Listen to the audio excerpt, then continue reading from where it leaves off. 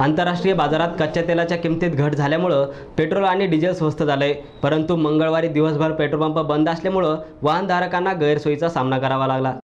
आंतरराष्ट्रीय बाजारातील कच्च्या तेलाच्या किमतीत सातत्यपूर्ण घट होत असल्याच्या पार्श्वभूमीवर तेल कंपन्यांनी पेट्रोलची किंमत प्रति लिटर 2 रुपये आणि डिझेल 50 पैशांनी स्वस्त केले आहे।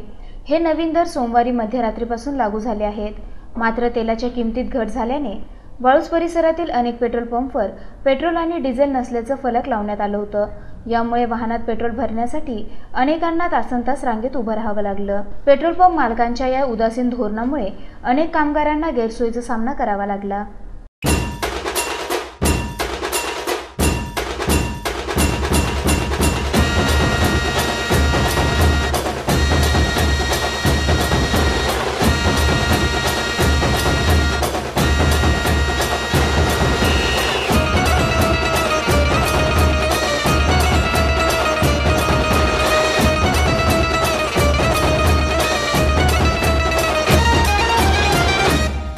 गणपती बाप्पा मोरया।